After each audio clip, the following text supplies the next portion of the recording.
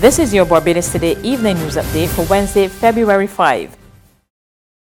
Stop the rumors. The Ministry of Health and Wellness categorically states there are no cases of coronavirus in Barbados at this time, and no business has been closed in connection with the illness. Acting Chief Medical Officer Dr. Arthur Phillips this evening cautioned Barbadians not to spread rumors which had the potential to create unnecessary panic in the society. He made it clear that the ministry has instituted very strong surveillance measures at the island's ports of entry, which has so far proven very effective. Any person entering Barbados from the affected regions who show no symptoms of illness are quarantined for 14 days. In the event that travelers exhibit symptoms, they will be immediately isolated. A 17-year-old male is set to appear in the District 8 Magistrates Court tomorrow on murder charges. Tyreek Benskin of Promenade Road, Bush Hall, St. Michael, is accused of taking the life of Shaquem Holder last Sunday. Holder, also of Promenade Road, Bush Hall, was fatally stabbed during an altercation. The Barbados economy has stabilized, but government intends to stick to a strict program to ensure there's a full return to growth. Prime Minister Mayor Mottley and Senior Technical Advisor to Government, Dr. Kevin Greenidge, provided an update to members of the business community at the first luncheon hosted by the Barbados Chamber of Commerce and Industry today.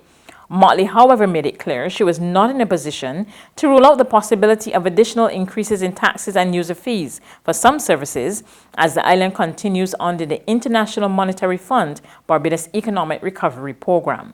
Mottley said government would continue to focus on transforming the economy and improving efficiency. I gave the country a commitment that our responsibility is not only to stabilize, but to transform. And we have to live in the real world. Part of the difficulty is that Barbados became accustomed to no one wanting to confront the issue of increasing a fee, even if it was by $2 or $1 or whatever it is. And we didn't increase fees in almost everything for 10 years, 20 years, and 30 years. Bus fares weren't increased for how long? Over 15, 20 years. So that I am not going to give any assurance to anyone that there will be no taxes or no increases. What I will say is that whatever increase there is will be justified on the basis of prudence, stability.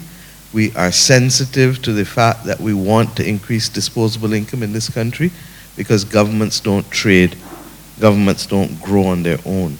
Individuals do, companies do. And if we tax them out of existence, nobody will grow. In other news this Wednesday, Opposition Senator Crystal Drakes today raised concern about what she described as growing inequality in the tourism sector and the wider society. She warned that it has the potential to widen the haves and the have-not in Barbados. What am I talking about? It seems as though, particularly for tour operators and transportation as it relates to taxis, there are these small groupings of individuals who have taken over the market. These tour operators are now moving tourists from their hotels and ships across the island to specific restaurants, specific beaches, and now tourists seem to be engaging in a pre-arranged experience of Barbados rather than one that is a little more organic in nature. And I talk about that because if you have a tourism sector that is growing at 3%, but the inequality in the sector is also increasing, we have a problem. In her contribution to debate in the upper chamber on a resolution for the acquisition of land at Harris Smith St. Philip, Drakes charged there appeared to be a new concentration of resources and capital in the tourism sector that was pushing small players like taxi operators out. We have to pay very close attention to what is happening in our society.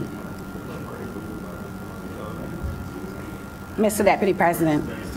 And I think that at bare minimum, we have to construct social policies that address a lot of these ills. She claimed that the problem of inequality was also creating pockets of poverty, and she urged government to tackle the issue. There's regional and international news after this short break.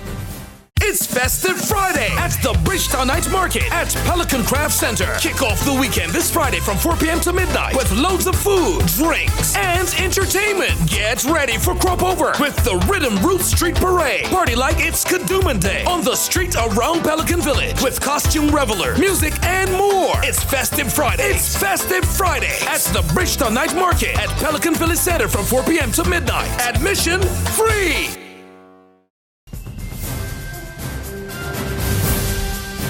Welcome back to Regional News. In St. Lucia, the Ministry of Health has placed 4 individuals under quarantine. Notwithstanding this move, officials stress that there are no confirmed cases of the coronavirus in St. Lucia. Authorities in St. Lucia are putting measures in place out of an abundance of caution to ensure public safety. Word of the quarantine came during a question and answer session with the press at a media conference on Tuesday. Chief Medical Officer Dr. Sharon Belmar George on Monday confirmed travel restrictions on travelers coming from China included quarantines. Has anyone been quarantined at home? Yes, we have had persons quarantined at home. What about coming in like recently? Yes. Okay, what about our returning students from China? What measures are in place for them? Measures have been put in place for students who may be coming in. In our consultation with the Ministry of Education, we have 16 students in various provinces, and we have made arrangements and allocation to facilitate. Further afield, President Donald Trump was acquitted today in his U.S. Senate impeachment trial, saved by fellow Republicans. The question is on the first article of impeachment. Senators, how say you? Is the respondent, Donald John Trump, guilty or not guilty?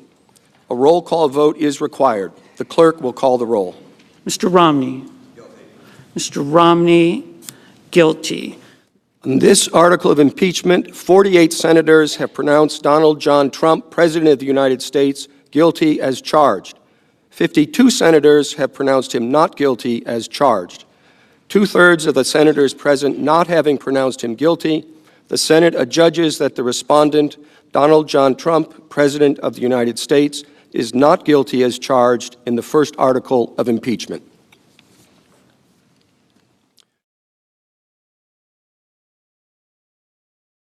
The question is on the second article of impeachment. Senators, how say you? Is the respondent, Donald John Trump, guilty or not guilty? The clerk will call the roll. On this article of impeachment, 47 senators have pronounced Donald John Trump, President of the United States, guilty as charged. 53 senators have pronounced him not guilty as charged. 2/3 of the senators present not having pronounced him guilty, the Senate adjudges that respondent, Donald John Trump, President of the United States, is not guilty as charged in the second article of impeachment. That's news, but for the very latest, visit our website at www.barbadostoday.bb. You can also subscribe to our e-paper, email updates, or like us on Facebook, and sign up for our breaking news alerts via WhatsApp. We're also on Izumi Media in bus terminals, as well as Screenplay at supermarkets and gas stations near you. You can also hear us on Mix 96.9 FM and Capital Media HD 99.3 FM.